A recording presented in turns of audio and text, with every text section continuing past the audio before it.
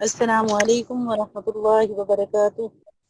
نحمده ونصلي على رسوله الكريم اما بعد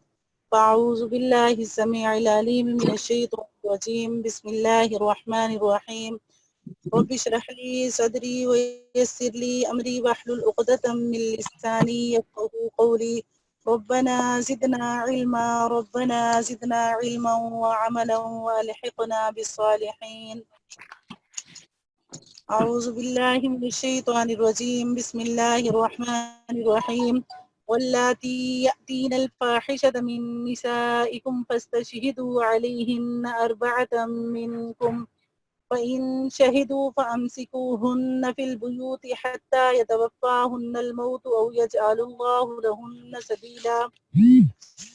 کل جو ہم سبق پڑھ رہے تھے اس کے اندر میراث کے واقعات تھے، یعنی وراثت کے بارے میں، اور اس کے لیے ضروری ہے کہ یعنی اگر ہم اس کو پڑھنا چاہیں تو اس ایک رکوع کے لیے اگر ہم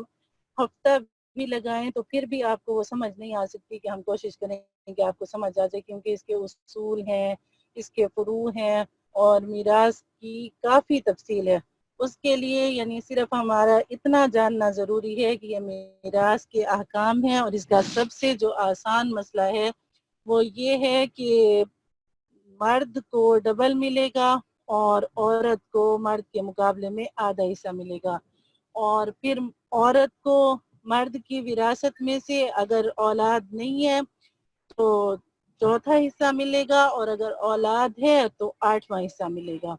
اور اسی طرح مرد کو آدھا ملے گا اگر اولاد نہیں ہے، اور اگر اولاد ہے تو چوتھا حصہ ملے گا۔ اس کے علاوہ اور یاد نہیں ہو سکتا اس وقت تک جب تک کہ آپ اس کے پورے احکام کو نہ پڑھیں، تو اس لیے میں نے اس کی مزید تفصیل نہیں کی تھی۔ اور اگر آپ لوگوں کو کسی بھی آیت کی سمجھ نہ آئے اور آپ اس کی تفصیل چاہتی ہوں تو آپ لوگ مجھے ضرور بتائیں، میں کر دوں گی، کیونکہ ہم لوگ جب مدرسے میں پڑھاتے ہیں تو ہم ایک رکوع کو 1 گھنٹہ بھی لگاتے ہیں، تو آپ کو میں جلدی اس لیے پڑھاتی ہوں تاکہ آپ لوگ اکتا نہ جائیں، یا آپ لوگ اتنا ٹائم یعنی آپ 1.5 گھنٹہ نکالتے ہیں دورہ قرآن کے لیے، اور جتنا آپ کا ٹارگٹ ہو پھر اس تک ہم نہ پہنچ سکیں، تو اس لیے میں کچھ جلدی آپ کو اس لیے پڑھا رہی تھی تاکہ آپ کا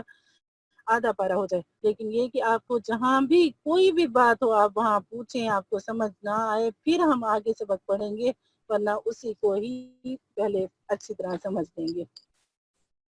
اب یہاں پر میراث کے احکام کے بعد اب ساتھ ساتھ یعنی سارے ان صورتوں میں جو بڑی صورتیں آئی ہیں، پہلے سورۃ البقرہ میں بھی اسی طرح احکام تھے، یعنی سورہ بقرہ کا نام فسطاط القرآن بھی ہے، سنام القرآن بھی ہے، اور سورۃ البقرہ بھی ہے۔ تو فسطاط القرآن کہتے ہیں کہ قرآن کا خیمہ، جیسے خیمہ اپنے نیچے بیٹھنے والے کو ڈھانپ لیتا ہے، تو جس طرح خیمہ اپنے نیچے بیٹھنے والوں کو ڈھانپ لیتا ہے، تو اس طرح سورہ بقرہ نے بھی قرآن پاک کے تمام مضامین کا احاطہ کیا ہوا ہے، اور جس طرح کسی چیز کا بلند حصہ ہوتا ہے تو اسی طرح سنام القرآن جو ہے وہ قرآن کا بلند حصہ، یعنی قرآن کی کوہان کہا، یعنی اس کو سورہ بقرہ کو۔ تو اسی طرح پھر آگے سورہ آل عمران میں بھی کچھ اس طرح واقعات بھی اور احکام بھی، اور اب سورۃ النساء میں بھی خاص طور پر اس میں عورتوں کے جو ہیں وہ زیادہ احکام ہیں۔ اب ہم اپنا سبق شروع کرتے ہیں۔ واللاتی یأتین الفاحشہ، تمہاری عورتوں میں سے جو بدکاری کا ارتکاب کریں ان پر اپنے میں سے 4 گواہ بنا لو، چنانچہ اگر وہ ان کی بدکاری کی گواہی دیں تو ان عورتوں کو گھروں میں روک کر رکھو یہاں تک کہ انہیں موت اٹھا کر لے جائے، یا اللہ ان کے لیے کوئی اور راستہ پیدا کر دے۔ عورت بدکاری کا ارتکاب کرے تو شروع میں حکم یہ دیا گیا تھا کہ اسے عمر بھر قید میں یعنی گھر میں قید رکھا جائے، لیکن ساتھ ہی یہ اشارہ دے دیا گیا تھا کہ بعد میں ان کے لیے کوئی اور سزا مقرر کی جائے گی، یا اللہ ان کے لیے کوئی اور راستہ پیدا کر دے گا۔ اس کا یہی مطلب ہے۔ چنانچہ سورہ نور میں مرد اور عورت دونوں کے لیے زنا کی سزا 100 کوڑے مقرر کر دی گئی، اور یہ نبی کیا ہوا؟ اکرم صلی اللہ علیہ وسلم نے فرمایا کہ اب اللہ تعالیٰ نے عورتوں کے لیے راستہ پیدا کر دیا ہے، اور وہ یہ ہے کہ غیر شادی شدہ مرد یا عورت کو 100 کوڑے لگائے جائیں گے اور شادی شدہ کو سنگسار کیا جائے گا۔ والذان یأتیانها منكم فآذوهما فإن تابا وأصلحا فأعرضوا عنهما إن الله كان توابا رحيما۔ اور تم میں سے جو دو مرد بدکاری کا ارتکاب کریں ان کو اذیت دو، پھر اگر وہ توبہ کر کے اپنی اصلاح کر لیں تو ان سے درگزر کرو، بے شک اللہ بہت توبہ قبول کرنے والا بڑا مہربان ہے۔ یہ مردوں کے خلاف فطرت ہم جنسی کے عمل کی طرف اشارہ ہے۔ اس کی کوئی متعین سزا مقرر کرنے کے بجائے صرف یہ ہدایت دی گئی ہے کہ ایسے مردوں کو اذیت دی جائے، جس کے طریقے مختلف فقہا نے تجویز کیے ہیں، مگر ان میں سے کوئی لازمی نہیں۔ صحیح یہ ہے کہ اس کو حاکم کی ثوابدید پر چھوڑ دیا جائے، حاکم وقت جو چاہے اسے سزا دے سکتا ہے۔ انما التوبة على الله للذين يعملون السوء بجهالة ثم يتوبون من قريب فأولئك يتوب الله علیہم وکان اللہ علیما حکیما۔ اللہ تعالیٰ نے توبہ قبول کرنے کی جو ذمہ داری لی ہے وہ ان لوگوں کے لیے ہے جو نادانی سے کوئی برائی کر ڈالتے ہیں پھر جلدی ہی توبہ کر لیتے ہیں، چنانچہ اللہ ان کی توبہ قبول کر لیتا ہے، اور اللہ ہر بات کو خوب جاننے والا بھی ہے، حکمت والا بھی ہے۔ یعنی جو اللہ تعالیٰ سے توبہ کر لے گناہوں کے بعد تو اللہ تعالیٰ ان کی توبہ کو قبول فرما لیتے ہیں، لیکن دنیاوی سزا جو ہے وہ برقرار رہے گی۔ وَلَيْسَتِ التَّوْبَةُ لِلَّذِينَ يَعْمَلُونَ السَّيِّئَاتِ حَتَّى إِذَا حَضَرَ أَحَدَهُمُ الْمَوْتُ قَالَ إِنِّي تُبْتُ الْآنَ وَلَا الَّذِينَ يَمُوتُونَ وَهُمْ كُفَّارٌ أُولَئِكَ أَعْتَدْنَا لَهُمْ عَذَابًا أَلِيمًا۔ توبہ کی قبولیت ان کے لیے نہیں ہے جو برے کام کیے جاتے ہیں، یہاں تک کہ جب ان میں سے کسی پر موت کا وقت آ کھڑا ہوتا ہے تو وہ کہتا ہے کہ میں نے اب توبہ کر لی ہے، اور نہ ان کے لیے ہے جو کفر ہی کی حالت میں مر جاتے ہیں، ایسے لوگوں کے لیے تو ہم نے دکھ دینے والا عذاب تیار کر رکھا ہے۔ یعنی زندگی کا جو پیریڈ اللہ رب العزت نے ہمیں عطا فرمایا ہے، اس کے اندر اگر غلطی ہو جائے، گناہ ہو جائے، توبہ استغفار کا وقت ہے۔ جب بھی انسان توبہ کر لے، 70 سال کا کافر اگر کلمہ پڑھ لے تو اللہ رب العزت اس سے یہ سوال نہیں کرتے کہ تم نے 70 سال تک میری نافرمانی کی، میرے گناہ کیے، اور اب تم مسلمان ہو گئے بوڑھے ہو کر، تو اللہ اس کی پچھلی ساری زندگی کو معاف فرما دیتے ہیں۔ اور اسی طرح جو مسلمان جس سے غلطیاں ہو گئیں، جوانی میں گناہوں کا ارتکاب ہو گیا، پھر اس نے اللہ کے سامنے رو کر اللہ سے توبہ کر لی، اپنی نمازیں قضا کر لی، اپنے روزے قضا کر لیے، اور اپنے حقوق العباد بھی ادا کر دیے، تو ایسے لوگوں کی توبہ تو اللہ قبول فرما لیتے ہیں۔ لیکن جس وقت موت کا عالم طاری ہو جاتا ہے اور انسان کی سانس جو ہے وہ ہنسنے کی ہڈی تک پہنچ جاتی ہے، اس کو غرغرے کی کیفیت کہتے ہیں، کہ گلے سے جب موت کے وقت سکرات کی آوازیں نکل رہی ہوتی ہیں، تو اس وقت اگر کوئی کہے کہ میں اب توبہ کرتا ہوں تو اس وقت توبہ کی قبولیت کا وقت نہیں ہے۔ یا ایھا الذین آمنوا لا یحل لکم ان ترثوا النساء کرہا ولا تعضلوہن لتذہبوا ببعض ما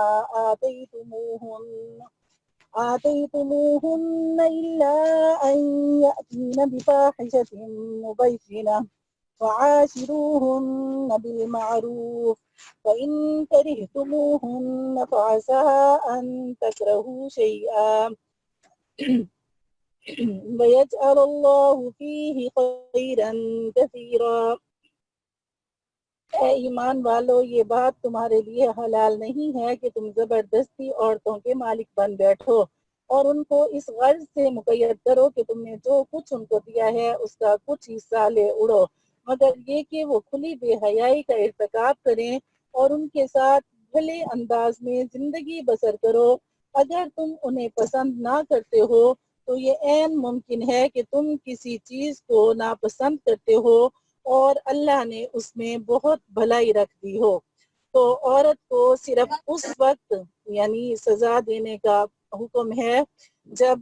وہ بے حیائی کا ارتکاب کرے، ورنہ اگر اس کے اندر حیا ہے اور وہ پھر تمہیں پسند نہیں ہے تو پھر بھی شریعت یہ حکم دیتی ہے کہ اس کے ساتھ اچھا سلوک کرو، اس کے ساتھ بہترین طریقے سے زندگی بسر کرو۔ زمانہ جاہلیت میں یہ ظالمانہ رسم چلی آتی تھی کہ جب کسی عورت کے شوہر کا انتقال ہو جاتا تھا تو اس کے ورثاء اس عورت کو بھی میراث کا حصہ سمجھ کر اس معنی میں مالک بن بیٹھتے تھے کہ وہ ان کی اجازت کے بغیر نہ دوسری شادی کر سکتی تھی اور نہ زندگی کے دوسرے اہم فیصلے کرنے کا حق رکھتی تھی۔ اس آیت نے اس ظالمانہ رسم کو ختم فرمایا ہے۔ اس طرح ایک ظالمانہ رواج یہ تھا کہ جب کوئی شوہر اپنی بیوی کو طلاق دینا چاہتا تھا لیکن ساتھ یہ بھی چاہتا کہ جو مہر ان کو دے چکا ہے وہ اسے واپس مل جائے تو وہ اپنی بیوی کو طرح طرح سے تنگ کرنا شروع کر دیتا تھا۔ مثلاً وہ اس کو گھر میں اس طرح قید رکھتا تھا کہ وہ اپنی جائز ضروریات کے لیے بھی گھر سے باہر نہیں جا سکتی تھی۔ اس طرح ستانے کا مقصد یہ ہوتا تھا کہ وہ بیچاری مجبور ہو کر شوہر سے خلاصی حاصل کرنے کے لیے اسے خود یہ پیشکش کرے کہ تم اپنا مہر واپس لے لو اور مجھے طلاق دے کر میری جان چھوڑ دو۔ آیت کے دوسرے حصے میں اس رواج کو حرام قرار دیا ہے۔ وَإِنْ أَرَدْتُمُ اسْتِبْدَالَ زَوْجٍ مَكَانَ زَوْجٍ وَآتَيْتُمْ إِحْدَاهُنَّ قِنطَارًا فَلَا تَأْخُذُوا مِنْهُ شَيْئًا أَتَأْخُذُونَهُ بُهْتَانًا وَإِثْمًا مُبِينًا۔ اور اگر تم ایک بیوی کے بدلے دوسری بیوی سے نکاح کرنا چاہتے ہو اور ان میں سے ایک کو ڈھیر سارا مہر دے چکے ہو تو اس میں سے کچھ واپس نہ لو۔ کیا تم بہتان لگا کر اور کھلا گناہ کر کے مہر واپس لوگے؟ اوپر یعنی آیت نمبر 19 میں یہ بتایا جا چکا ہے کہ عورتوں کو خود یعنی اپنی جان چھڑوانے کے لیے اپنا مہر واپس کرنے پر مجبور کرنا صرف اس صورت میں جائز ہے جب انہوں نے کھلی بے حیائی کا ارتکاب کیا ہو۔ اب یہ فرمایا جا رہا ہے کہ اگر تم ان سے مہر واپس کرنے کا مطالبہ کرو گے تو یہ تمہاری طرف سے ان پر بہتان باندھنے کے مترادف ہوگا کہ انہوں نے کھلی بے حیائی کا ارتکاب کیا ہے، کیونکہ ان کو مہر کی واپسی پر مجبور کرنا اس صورت کے سوا کسی حالت میں بھی جائز نہیں ہے۔ وَكَيْفَ تَأْخُذُونَهُ وَقَدْ أَفْضَىٰ بَعْضُكُمْ إِلَىٰ بَعْضٍ وَأَخَذْنَ مِنكُم مِّيثَاقًا غَلِيظًا۔ اور آخر تم کیسے وہ مہر واپس لے سکتے ہو جبکہ تم ایک دوسرے کے اتنے قریب ہو چکے تھے اور انہوں نے تم سے بڑا بھاری عہد لیا تھا۔ یعنی جب تم لوگوں کا آپس میں تعلق بھی قائم ہو گیا اور تم نے جو ان کو حق مہر دیا تھا وہ تم ان سے کیسے واپس لے سکتے ہو اس صورت میں؟ یعنی ایک دوسرے سے تم فائدہ بھی اٹھا چکے اور ایک دوسرے سے جو آپس کا معاہدہ ہوا یعنی نکاح کی صورت میں تو اس کا تمہیں لحاظ کرنا چاہیے۔ وَلَا تَنكِحُوا مَا نَكَحَ آبَاؤُكُم مِّنَ النِّسَاءِ إِلَّا مَا قَدْ سَلَفَ إِنَّهُ كَانَ فَاحِشَةً وَمَقْتًا وَسَاءَ سَبِيلًا۔ اور جن عورتوں سے تمہارے باپ دادا کسی وقت نکاح کر چکے ہوں تم انہیں نکاح میں نہ لاؤ، البتہ پہلے جو کچھ ہو چکا ہے یہ بڑی بے حیائی ہے اور سخت ناپسند کا عمل ہے اور بے رہ روی کی بات ہے۔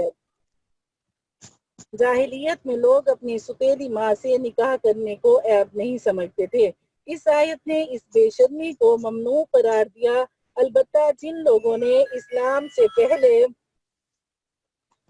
ایسا نکاح کیا تھا ان کے بارے میں فرمایا گیا کہ پچھلا گناہ معاف ہے، کیونکہ اسلام لانے سے پچھلے گناہ معاف ہو جاتے ہیں بشرطے کہ اس آیت کے نزول کے بعد نکاح کا یہ تعلق ختم کر دیا جائے۔ حرمت علیکم امہاتکم وبناتکم واخواتکم وعماتکم وخالاتکم وبنات الاخ وبنات الاخت وأمهاتكم اللاتي أرضعنكم وأخواتكم من الرضاعة وأمهات نسائكم وربائبكم اللاتي في حجوركم من نسائكم اللاتي دخلتم بهن فإن لم تكونوا دخلتم بهن فلا جناح عليكم وحلائل أبنائكم الذين من أصلابكم وأن تجمعوا بين الأختين إلا ما قد سلف إن الله كان غفورا رحيما۔ تم پر حرام کر دی گئی ہیں تمہاری مائیں، تمہاری بیٹیاں، تمہاری بہنیں، تمہاری پھپھیاں، تمہاری خالائیں اور بھتیجیاں اور بھانجیاں، اور تمہاری وہ مائیں جنہوں نے تمہیں دودھ پلایا،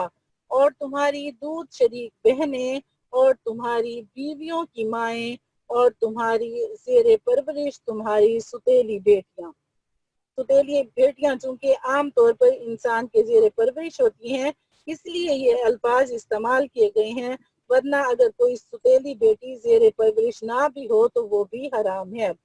یعنی وہ بیٹیاں جو تمہاری ان بیویوں کے پیٹ سے ہوں جن کے ساتھ تم نے خلوت کی ہو۔ ہاں اگر تم نے ان کے ساتھ خلوت نہ کی ہو، یعنی ازدواجی تعلق قائم نہ ہوا ہو اور انہیں طلاق دے دی ہو یا ان کا انتقال ہو گیا ہو، تو تم پر ان کی لڑکیوں سے نکاح کرنے میں کوئی گناہ نہیں ہے۔ تمہارے سلبی بیٹوں کی بیویاں بھی تم پر حرام ہیں۔ سلبی بیٹے مطلب تمہارے اپنے بیٹے جو تمہاری پشت سے ہیں، ان کی بیویاں بھی تم پر حرام ہیں، اور یہ بات بھی حرام ہے کہ تم دو بہنوں کو ایک ساتھ نکاح میں جمع کرو۔ اور اسی طرح خالہ، پھپھی اور بھانجی اور پھپھی اور بھتیجی بھی ایک نکاح میں جمع نہیں ہو سکتی۔ البتہ جو کچھ پہلے ہو چکا وہ ہو چکا، بے شک اللہ بہت معاف کرنے والا بڑا مہربان ہے۔ یعنی پہلے اس طرح بھی نکاح کرتے تھے کہ پھپھی بھتیجی کا بھی ہو جاتا تھا اور بہنوں کا بھی ہو جاتا تھا، لیکن شریعت نے اس چیز سے منع فرما دیا۔ والمحصنات من النساء إلا ما ملكت أيمانكم كتاب الله عليكم وأحل لكم ما وراء ذلكم أن تبتغوا بأموالكم محسنين غير مسافحين فما استمتعتم به منهن فآتوهن أجورهن فريضة ولا جناح عليكم فيما تراضيتم به من بعد الفريضة إن الله كان عليما حكيما۔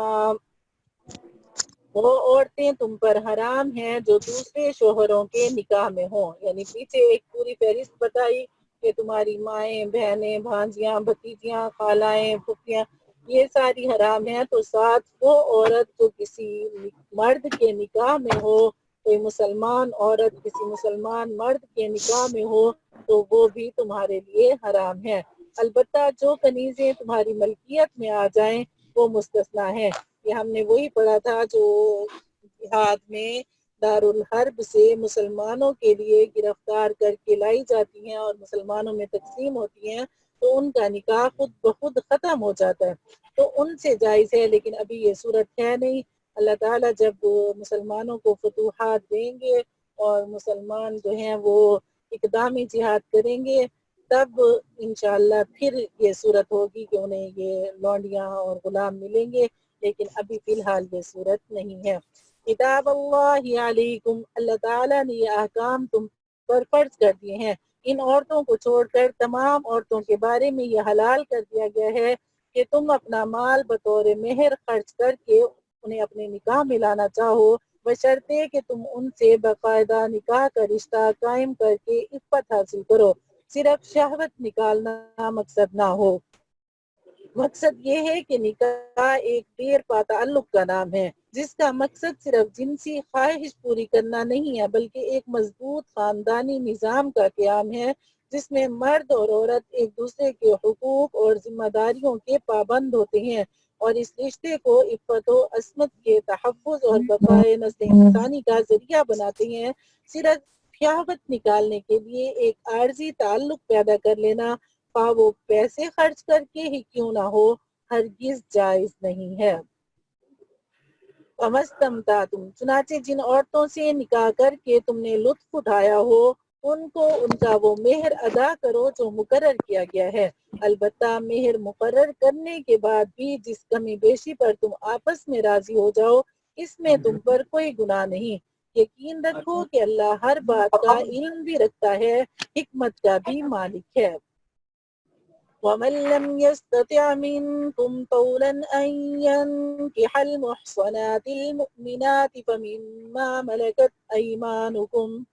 مِّن فَتَيَاتِكُمُ الْمُؤْمِنَاتِ وَاللَّهُ أَعْلَمُ بِإِيمَانِكُم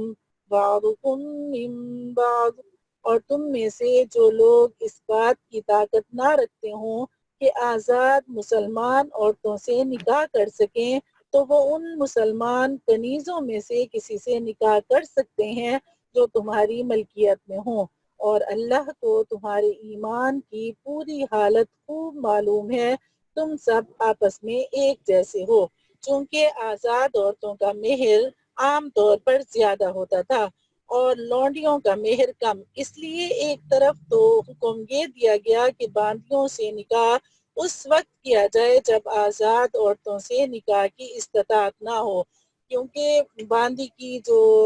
تربیت ہوتی ہے اس میں کمی ہوتی ہے، اس کی تربیت کرنے والا کوئی نہیں ہوتا، اس لیے اچھا یہی ہے کہ آزاد عورتوں سے نکاح کیا جائے۔ لیکن اگر کوئی کمزور مسلمان ہے جو طاقت نہیں رکھتا تو وہ ان سے نکاح کر سکتا ہے۔ دوسری طرف یہ ہدایت دی گئی ہے کہ جب کسی باندی سے نکاح کی نوبت آ جائے تو پھر محض اس کے باندی ہونے کی وجہ سے اس کو حقیر سمجھنا درست نہیں، کیونکہ فضیلت کا اصل دار و مدار تقویٰ پر ہے، اور اللہ تعالیٰ ہی بہتر جانتے ہیں کہ کس کی ایمانی حالت زیادہ مضبوط ہے، ورنہ اولاد آدم ہونے کے لحاظ سے سب ایک دوسرے کے برابر ہیں۔ فَانكِحُوهُنَّ بِإِذْنِ أَهْلِهِنَّ وَآتُوهُنَّ أُجُورَهُنَّ بِالْمَعْرُوفِ مُحْصَنَاتٍ غَيْرَ مُسَافِحَاتٍ وَلَا مُتَّخِذَاتِ أَخْدَانٍ فَإِذَا أُحْصِنَّ فَإِنْ أَتَيْنَ بِفَاحِشَةٍ فَعَلَيْهِنَّ نِصْفُ ما على المحصنات من العذاب ذلك لمن خشي العنة منكم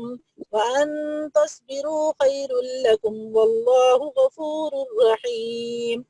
تو تم نکاح کر لو ان کنیزوں سے ان کے مالکوں کی اجازت سے، اور ان کو قاعدے کے مطابق ان کے مہر ادا کرو، بشرطے کہ ان سے نکاح کا رشتہ قائم کر کے انہیں پاک دامن بنایا جائے، نہ وہ صرف شہوت پوری کرنے کے لیے کوئی ناجائز کام کریں اور نہ خفیہ طور پر ناجائز آشنائیاں پیدا کریں، یعنی مردوں سے دوستیاں تعلقات شریعت نے اسے ناجائز قرار دیا ہے۔ پھر جب وہ نکاح کی حفاظت میں آ جائیں اور اس کے بعد کسی بڑی بے حیائی یعنی زنا کا ارتکاب کریں تو ان پر اس سزا سے آدھی سزا واجب ہوگی جو غیر شادی شدہ آزاد عورتوں کے لیے مقرر ہے۔ وہی بات جو میں نے آپ کو پہلے بتائی کہ باندی کی تربیت میں کمی ہوتی ہے، اس لیے اس کی سزا بھی آدھی ہے۔ آزاد عورتیں اگر غیر شادی شدہ ہوں تو ان کے لیے زنا کی سزا 100 کوڑے ہیں، جس کا ذکر سورہ نور کی دوسری آیت میں آیا ہے، اور زیر نظر آیت میں باندیوں کے لیے اس کی آدھی سزا یعنی 50 کوڑے مقرر کیے گئے ہیں۔ یہ سب یعنی کنیزوں سے نکاح کرنا تم میں سے ان لوگوں کے لیے ہے جن کو نکاح نہ کرنے کی صورت میں گناہ میں مبتلا ہونے کا اندیشہ ہو، اور اگر تم صبر ہی کیے رہو تو یہ تمہارے لیے بہت بہتر ہے، اور اللہ بہت بخشنے والا بہت مہربان ہے۔ يريد الله ليبين لكم ويهديكم سنن الذين من قبلكم ويتوب عليكم واللہ علیم حکیم۔ اللہ چاہتا ہے کہ تمہارے لیے احکام کی وضاحت کر دے، اور جو نیک لوگ تم میں سے پہلے گزرے ہیں تم کو ان کے طور طریقوں پر لے آئے اور تم پر رحمت کے ساتھ توجہ فرمائے، اور اللہ ہر بات کا جاننے والا بھی ہے اور حکمت والا بھی ہے۔ واللہ یرید ان یتوب علیکم وَيُرِيدُ الَّذِينَ يَتَّبِعُونَ الشَّهَوَاتِ أَن تَمِيلُوا مَيْلًا عَظِيمًا۔ اللہ تو چاہتا ہے کہ تمہاری طرف توجہ کرے، اور جو لوگ نفسانی خواہشات کے پیچھے لگے ہوئے ہیں وہ چاہتے ہیں کہ تم راہ راست سے ہٹ کر بہت دور جا پڑو۔ اس لیے تعلقات بھی ایسے لوگوں کے ساتھ رکھنے چاہیے جن کو اللہ کی معرفت ہو، کیونکہ اگر انسان کسی خوشبو والے کے پاس بیٹھے جو خوشبو بیچ رہا ہے تو بے شک اس سے خوشبو نہ خریدے اور اس کی تھیلیوں کے منہ بھی بند ہوں، پھر بھی اس خوشبو میں سے اسے حصہ میسر آ جاتا ہے، اسے وہ خوشبو مل جاتی ہے۔ اور اسی طرح اگر کسی بھٹی والے کے پاس، آگ والے کے پاس، دھوئیں والے کے ساتھ بیٹھے اس سے دوستی کرے تو بے شک وہ کام نہیں کرے گا، خدا آگ نہیں جلائے گا، آگ کو پھونکے نہیں مارے گا، لیکن پھر بھی کپڑوں پر سیاہ نشان پڑ جائیں گے وہاں بیٹھنے کی وجہ سے۔ تو اسی طرح ہوتا ہے کہ جو اچھے لوگوں کے ساتھ اگر صحبت ہوگی تو اچھے تعلقات کی وجہ سے انسان کو اچھے کاموں کی توفیق نصیب ہوگی، اور اگر تعلقات برے لوگوں کے ساتھ ہوں گے جو نفسانی خواہشات کے پیچھے لگے ہوئے ہیں، جو شیطان کے چکر میں ہیں، تو ان کے ساتھ بیٹھ کر پھر غلط باتوں کی طرف توجہ ہوگی۔ یرید اللہ ان یخفف عنکم وخلق الانسان ضعیفا، اللہ چاہتا ہے کہ تمہارے ساتھ آسانی کا معاملہ کرے، اور انسان کمزور پیدا ہوا ہے، یعنی انسان فطری طور پر جنسی خواہش کا مقابلہ کرنے میں کمزور واقع ہوا ہے، اس لیے اللہ تعالیٰ نے اس کو یہ خواہش جائز طریقے سے پورا کرنے سے نہیں روکا، بلکہ نکاح کو اس کے لیے آسان بنا دیا۔ یا ایہا الذین آمنوا لا تأکلوا اموالکم بینکم بالباطل الا ان تکون تجارة عن تراض منکم ولا تقتلوا انفسکم ان اللہ کان بکم رحیما۔ اے ایمان والو، آپس میں ایک دوسرے کے مال ناحق طریقے سے نہ کھاؤ، مگر یہ کہ کوئی تجارت باہمی رضامندی سے وجود میں آئی ہو تو وہ جائز ہے، اور اپنے آپ کو قتل نہ کرو۔ اس کا سادہ مطلب تو یہ ہے کہ جس طرح دوسرے کا مال ناحق طریقے سے کھانا حرام ہے، کسی کی جان لینا اس سے زیادہ حرام ہے۔ دوسرے کی جان لینے کو اپنے آپ کو قتل کرنے سے تعبیر کر کے اس طرف بھی اشارہ ہو گیا کہ کسی دوسرے کو قتل کرنا بالآخر اپنے آپ ہی کو قتل کرنا ہے، کیونکہ اس کے بدلے میں خود قاتل قتل ہو سکتا ہے۔ اگر یہاں قتل نہ بھی ہو تو آخرت میں اس کی جو سزا ملنی ہے وہ موت سے بھی بدتر ہوگی۔ اس طرح اس تعبیر سے خودکشی کی ممانعت بھی واضح ہو گئی۔ دوسرا، کسی کا مال ناحق کھانے کے ساتھ یہ جملہ لانے سے اس طرف بھی اشارہ ممکن ہے کہ جب ناحق مال کھانے کا رواج معاشرے میں عام ہو جائے تو اس کا نتیجہ اجتماعی خودکشی کی صورت میں نکلتا ہے۔ ان اللہ کان بکم رحیما، یقین جانو کہ اللہ تم پر بہت مہربان ہے۔ ومن يفعل ذلك عدوانا وظلما فسوف نصليه نارا وكان ذلك على الله يسيرا، اور جو شخص زیادتی اور ظلم کے طور پر ایسا کرے گا تو ہم اس کو آگ میں داخل کریں گے، اور یہ بات اللہ کے لیے بالکل آسان ہے۔ یعنی جب انسان اللہ کے احکامات کو توڑے گا، اللہ تعالیٰ کی منع کی ہوئی باتوں میں داخل ہوگا، اللہ تعالیٰ کی حدود کو پھلانگے گا، تو اللہ کو اسے عذاب دینا کوئی مشکل نہیں ہے، اور اللہ کو اسے پکڑنا کوئی مشکل نہیں ہے۔ ان تجتنبوا کبائر ما تنہون عنہ نکفر عنکم سیئاتکم وندخلکم مدخلا کریما، اگر تم ان بڑے بڑے گناہوں سے پرہیز کرو جن سے تمہیں روکا گیا ہے تو تمہاری چھوٹی برائیوں کا ہم خود کفارہ کر دیں گے، اور تم کو ایک باعزت جگہ میں داخل کریں گے۔ چھوٹی برائیوں سے مراد صغیرہ گناہ۔ اس کا مطلب یہ ہے کہ اگر انسان گناہ کبیرہ سے پرہیز رکھے تو اس کے چھوٹے چھوٹے گناہوں کو اللہ تعالیٰ خود ہی معاف فرماتے ہیں۔ قرآن و حدیث سے معلوم ہوتا ہے کہ ہر نیک عمل مثلاً وضو، نماز، صدقات وغیرہ سے گناہ صغیرہ معاف ہوتے رہتے ہیں۔ وَلَا تَتَمَنَّوْا مَا فَضَّلَ اللَّهُ بِهِ بَعْضَكُمْ عَلَى بَعْضٍ للرجال نصيب مما اكتسبوا وللنساء نصيب مما اكتسبن واسألوا الله من فضله إن الله كان بكل شيء عليما۔ اور جن چیزوں میں ہم نے تم کو ایک دوسرے پر فوقیت دی ہے ان کی تمنا نہ کرو، مرد جو کچھ کمائی کریں گے ان کو اس میں سے حصہ ملے گا اور عورتیں جو کچھ کمائی کریں گی ان کو اس میں سے حصہ ملے گا، اور اللہ سے اس کا فضل مانگا کرو، بے شک اللہ ہر چیز کو خوب جاننے والا ہے۔ بعض خواتین نے اس تمنا کا اظہار کیا تھا کہ اگر وہ مرد ہوتی تو وہ بھی جہاد وغیرہ میں حصہ لے کر مزید ثواب حاصل کر سکتی تھی، تو اس کا یہ جواب دیا گیا ہے کہ تم وہ تمنا نہ کرو جو اللہ نے تمہارے بعض کو بعض پر دی ہے، عورتیں جو نیکیاں کریں گی انہیں اس کا ثواب ملے گا اور مرد جو نیکیاں کریں گے انہیں اس کا اللہ تعالیٰ اجر عطا فرمائیں گے۔ اللہ تعالیٰ نے اگر عورتوں کو مردوں کے برابر نہیں بنایا تو اللہ تعالیٰ نے عورت کو نبیوں کی ماں بنا کر، ولیوں کی ماں بنا کر اور صلحاء کی ماں بنا کر، شہداء کی ماں بنا کر اللہ تعالیٰ نے عورتوں کو یہ فضیلت عطا فرمائی ہے۔ تو اللہ تعالیٰ نے جو جس کے لیے پسند کیا اللہ تعالیٰ نے اسے وہ عطا فرما دیا، تو جو اللہ کے فرما بردار مرد ہیں وہ بھی اللہ کی فرما برداری میں رہتے ہوئے اللہ نے جو انہیں حقوق دیے ہیں وہ انہیں ادا کرتے ہیں اور اس سے خوش ہوتے ہیں، اور جو خواتین اللہ تعالیٰ نے جو انہیں جو رتبہ دیا ہے وہ اس پر خوش اور راضی ہیں تو اللہ ان سے خوش ہوتے ہیں۔ ایسی عورتوں میں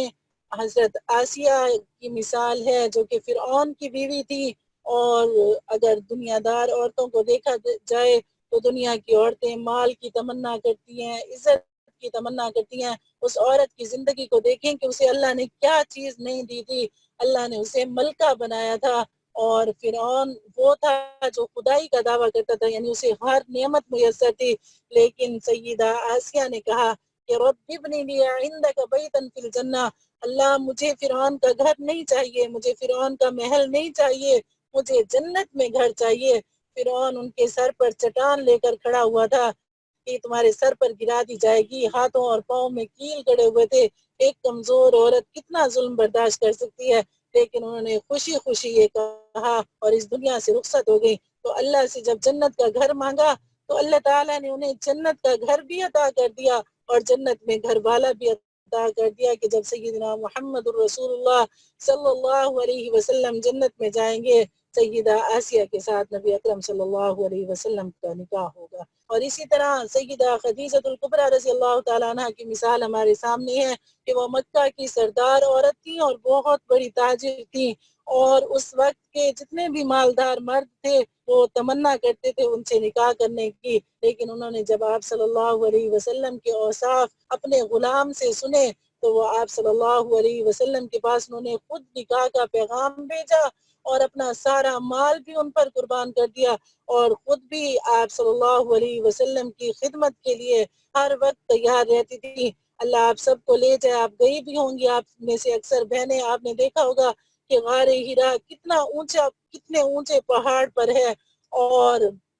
جب آپ صلی اللہ علیہ وسلم تنہائی پسند ہو گئے اور وہاں بیٹھتے تھے اور وہیں پر ہی آپ صلی اللہ علیہ وسلم پر پہلی وحی آئی تو سیدہ خدیجہ الکبریٰ رضی اللہ تعالیٰ عنہ اپنے ہاتھوں سے کھانا تیار کرتی اور پھر خود اٹھا کر جاتی۔ مالدار عورت تھی، اگر چاہتی تو کسی سے کھانا بھی تیار کروا سکتی تھی اور چاہتی تو کسی غلام کے ذریعے بھیج بھی سکتی تھی، لیکن آقا صلی اللہ علیہ وسلم کی محبت میں اتنی قربان ہوئی کہ خود اپنے ہاتھوں میں کھانا لے کر غار ہرا پر چڑھتی ہیں، اور ابھی غار ہرا پر چڑھ رہی ہیں۔ جب عورت نے یہ قربانی دی تو اللہ نے اس قربانی کو ایسا قبول فرمایا کہ رئیس الملائکہ جبرائیل امین غار ہرا میں تشریف لائے، فرمانے لگے یا رسول اللہ یہ سیدہ خدیجہ الکبریٰ رضی اللہ تعالیٰ عنہ آ رہی ہیں، ان کے ہاتھوں میں کھانے اور پینے کے برتن ہیں، اللہ رب العزت سیدہ خدیجہ کو سلام پیش کرتے۔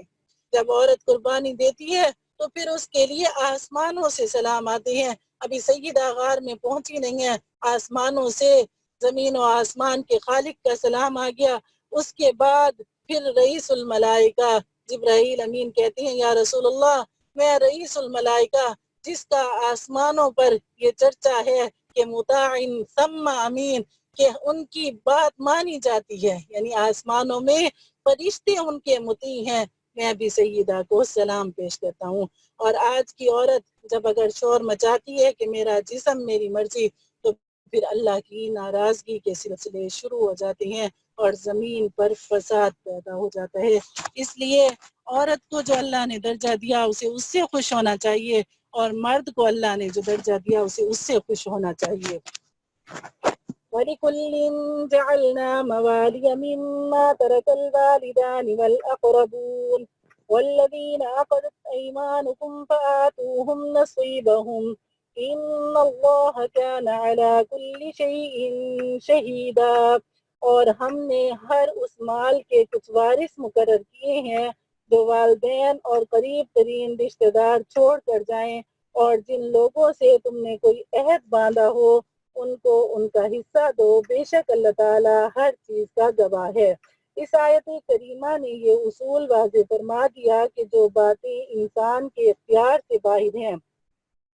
ان میں اللہ تعالیٰ نے کسی شخص کو کسی اعتبار سے فوقیت دے رکھی ہے اور کسی کو کسی اور حیثیت سے۔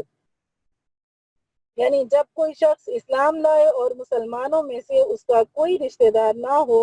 تو وہ جس شخص کے ہاتھ پر مسلمان ہوا ہے بعض اوقات اس کے ساتھ یہ عہد کر لیتا تھا کہ وہ دونوں آپس میں بھائی بن گئے ہیں، لہٰذا وہ ایک دوسرے کے وارث بھی ہوں گے، اور اگر ان میں سے کسی پر کوئی تاوان آ پڑا تو دوسرا اس کی ادائیگی میں اس کی مدد کرے گا۔ اس رشتے کو موالات کہا جاتا تھا۔ یہاں اس معاہدے کا ذکر ہے، اور امام اعظم ابو حنیفہ رحمۃ اللہ علیہ کا مسلک اس آیت کی بنا پر یہی ہے کہ یہ رشتہ اب بھی کسی نو مسلم سے قائم ہو سکتا ہے، اگر دوسرے مسلمان رشتہ دار موجود نہ ہوں تو میراث میں بھی ان کو حصہ دیا جائے گا۔ الرجال قوامون على النساء بما فضل الله بعضهم على بعض وبما أنفقوا من أموالهم فالصالحات قانتات حافظات للغيب بما حفظ الله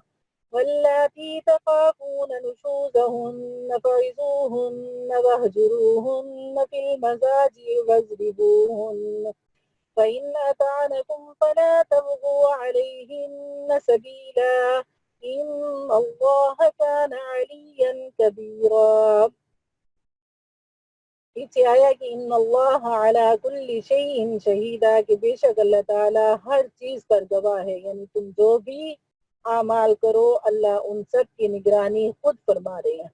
اب اگلی آیت میں الرجال قوامون علی النساء کہ مرد عورتوں کے نگران ہیں کیونکہ اللہ نے ان میں سے ایک کو دوسرے پر فضیلت دی ہے، اور کیونکہ مردوں نے اپنے مال خرچ کیے ہیں چنانچہ نیک عورتیں فرما بردار ہوتی ہیں مرد کی غیر موجودگی میں اللہ کی دی ہوئی حفاظت سے اس کے حقوق کی حفاظت کرتی ہیں، یعنی کبھی کوئی ایسا فعل نہیں کرتی کہ ان کے مرد کا سر جھک جائے، وہ اپنی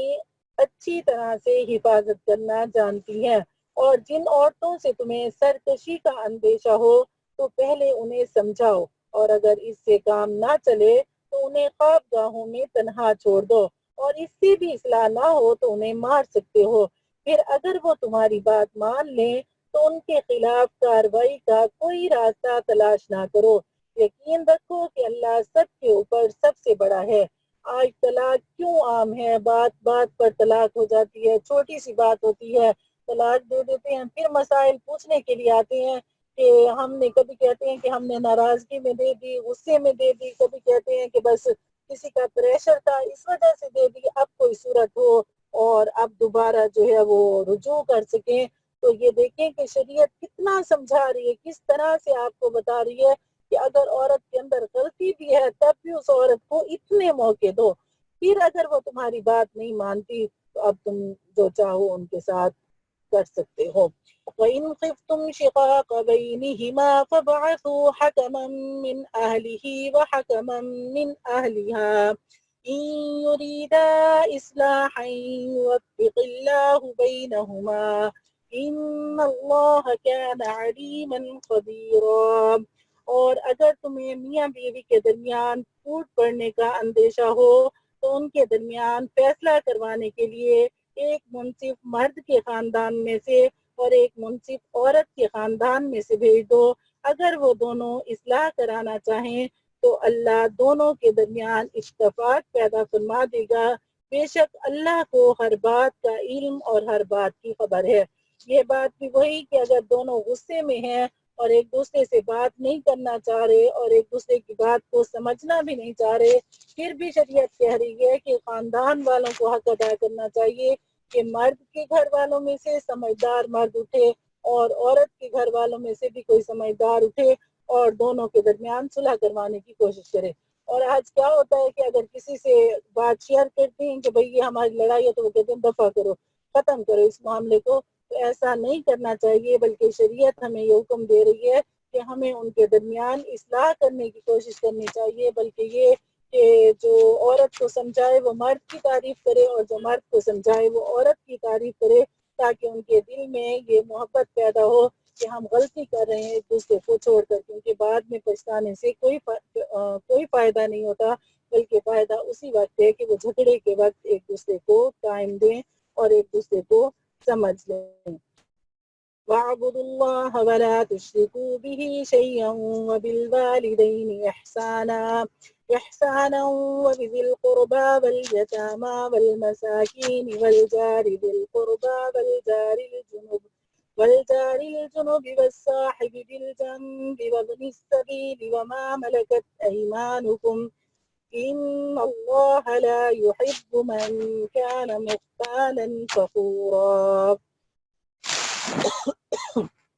اور اللہ کی عبادت کرو اور اس کے ساتھ کسی کو شریک نہ ٹھہراؤ، اور والدین کے ساتھ اچھا سلوک کرو، رشتہ داروں، یتیموں، مسکینوں، قریب والے پڑوسی، دور والے پڑوسی یعنی ہمسائے۔ قرآن و سنت نے ہمسائیوں کے حقوق کی رعایت اور ان کے ساتھ حسن سلوک کی بڑی تاکید فرمائی ہے۔ پھر ہمسائیوں کے 3 درجے اس آیت میں بیان فرمائے ہیں۔ پہلے درجے کو جار ذی القربہ، قریب والا، اور دوسرے کو الجار الجنب کہا گیا ہے جس کا دور والا پڑوسی یعنی ترجمہ۔ پہلے سے مراد وہ پڑوسی ہے جس کا گھر اپنے گھر سے ملا ہوا ہو، اور دوسرے سے مراد وہ ہمسایہ ہے جس کا گھر اتنا ملا ہوا نہ ہو۔ بعض حضرات نے اس کی تفسیر یہ کی ہے کہ پہلے سے مراد وہ ہمسایہ ہے جو رشتہ دار بھی ہو اور دوسرے سے مراد جو صرف ہمسایہ ہو۔ بعض مفسرین نے پہلے کا مطلب مسلمان ہمسایہ اور دوسرے کا مطلب غیر مسلم ہمسایہ بتایا ہے۔ قرآن کریم کے الفاظ میں ان سب معانی کی گنجائش ہے۔ خلاصہ یہ ہے کہ ہمسایہ چاہے رشتہ دار ہو یا اجنبی، مسلمان ہو یا غیر مسلم، اس کا گھر بالکل ملا ہوا ہو یا ایک دو گھر چھوڑ کر ہو، ان سب کے ساتھ اچھے برتاؤ کی تاکید فرمائی گئی ہے۔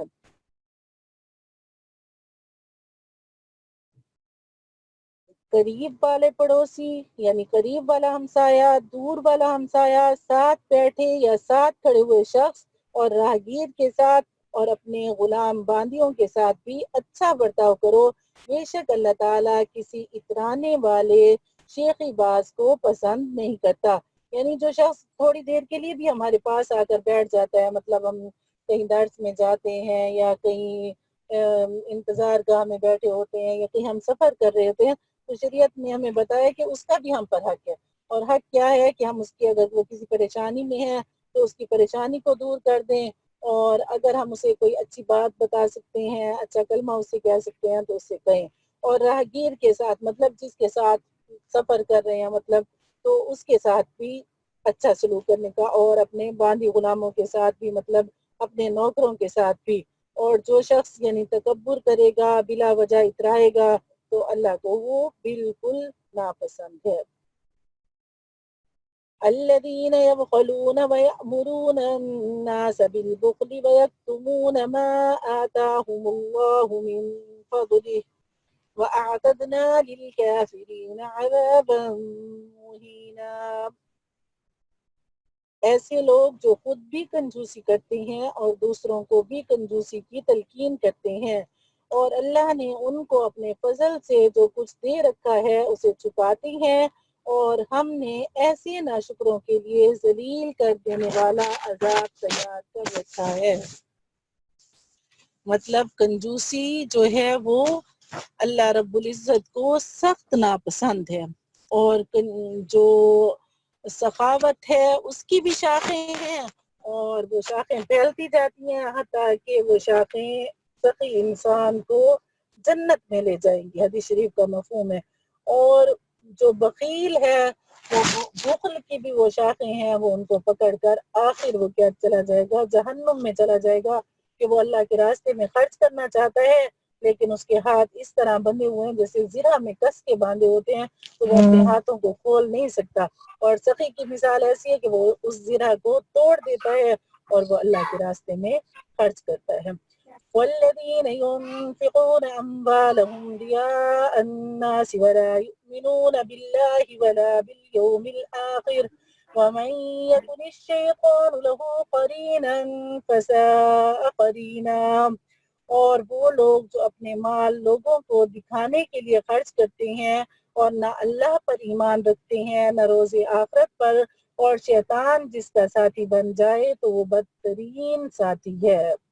مطلب اب کیا کہ ایک تو وہ ہے جو بالکل خرچ ہی نہیں کرتا، اور دوسرا جو ہے وہ خرچ کرتا ہے تو کیوں خرچ کرتا ہے؟ لوگوں کو دکھانے کے لیے، اللہ کو خوش کرنے کے لیے نہیں۔ اللہ کو خوش کرنے والے تو اس طرح دیتے ہیں کہ ان کے دائیں ہاتھ سے دیتے ہیں تو ان کے بائیں ہاتھ کو بھی پتہ نہیں چلتا۔ مطلب یہی ہے کہ وہ ان کے آس پاس والوں کو بھی پتہ نہیں چلتا کہ یہ کیا خرچ کرتے ہیں۔ لیکن جو لوگ دکھاوے کے لیے خرچ کرتے ہیں، جیسے آج کل دیکھیں لوگ پریشان ہیں، راشن کے لیے پریشان ہیں، کھانے کے لیے پریشان ہیں، تو ان کو دے رہے ہیں، لیکن ایک مسکین کو اگر ایک تھیلا آٹے کا دیا ہے تو اس کے ساتھ لازمی اپنی تصویریں بھی بنوائیں گے۔ تو یہ جو ہے اس کو دکھاوا کہتے ہیں۔ دکھاوا نہیں کرنا، ہاں دکھاوا اس وقت جائز ہے کہ آپ اس لیے کسی کے سامنے دے رہے ہیں تاکہ کچھ دو چار لوگ اور بھی ہمارے ساتھ شامل ہو جائیں اور ان غریبوں کی مدد کر دیں تو اس سے فائدہ ہو جائے۔ اگر فائدے کی نیت سے ایسے کریں گے تو پھر تو ٹھیک ہے، لیکن اگر صرف دکھاوے کی نیت سے کریں گے تو اس کا کوئی ثواب نہیں ہے، بلکہ وہ کس کا ساتھی بن گیا؟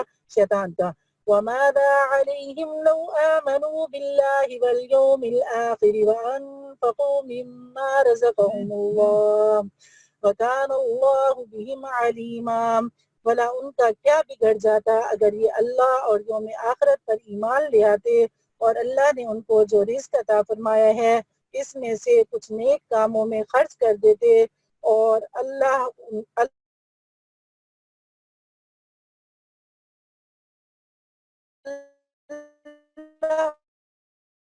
کو ان کا حال خوب معلوم ڈر جاتا اللہ اگر وہ اللہ پر ایمان لاتے اور یوم آخرت پر ایمان لاتے، اور وَأَنفَقُوا مِمَّا رَزَقَهُمُ اللَّهُ، اور وہ خرچ کرتے اس مال میں سے جو اللہ نے انہیں دیا تھا۔ وَكَانَ اللَّهُ بِهِمْ عَلِيمًا، اور اللہ ان کو جاننے والا ہے۔ إِنَّ اللَّهَ لَا يَظْلِمُ مِثْقَالَ ذَرَّةٍ